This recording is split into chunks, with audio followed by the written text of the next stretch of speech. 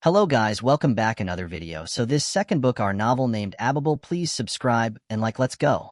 He was never an ordinary child. He did not emerge from his mother's womb crying like other newborns. Rather, he came out silently, his eyes wandering in astonishment, as if he were surprised by the existence of a world other than the dark, cramped space he had been living in. As the child lay still in the hands of the midwife, his eyes fell upon his mother, lying on her back on the ground, engulfed in her endless sweat. His small, sticky body, smeared with the blood of birth, twitched like a little fish just taken out of its water tank. His mother crawled on her back with great difficulty until she leaned against the old clay wall, covering her bare, milk-filled breasts with the edge of the blanket, then raised her trembling hands in the air. "Let me see him," said Jumana. "Is he healthy, Maria?" "He's fine," replied the midwife as she bent over to gently place him in his mother's hands, whispering, "Look into his eyes. They look just like yours, Mrs. Jumana." Once in his mother's hands, he stretched out his tiny fingers toward a strand of her soft hair and grasped it with a strength not typical of a child his age. As he held onto that strand, he gazed silently and reverently into her brown eyes, as if, in that moment, he were reading both the beginning and the end within them. After a short while, the midwife suggested, "What do you think about taking him to another room while you rest a little?" Only then did the child cry loudly as if he were protesting. "No, it's fine. Let him," Jumana said innocently. "I'm not tired. Isn't Mr. Barr coming to see how you and the baby are doing?" Jumana refused to allow that question to mar her joy over the new arrival. "When his father finds some time, he will definitely come. And have you thought about what name you will give him?" In fact, Jumana had decided earlier that no one would name him but his father, so she would continue to refer to him as the baby until his father returned from his absence and chose a name for him. She did not share this decision with the midwife to avoid endless questions. However, midwife Maria asked as if she had read what was going on in her mistress's mind. "Are you thinking about postponing naming him until his father returns and names him himself?" With a serious tone that revealed her unwillingness to respond, she said, "Maybe. Oh my God. It has been many months since Mr. Barr's absence, and no one knows when he will return. It seems you put a lot of effort into helping me all day, Maria." Jumana politely interrupted the midwife's chatter. "And now that it's getting late, you can go home to get some rest, and I'll send your payment tomorrow." She wanted to say that she preferred to stay and help, but Jumana sensed this and spoke first. "Don't worry. If I need you later, I will find someone to send for you."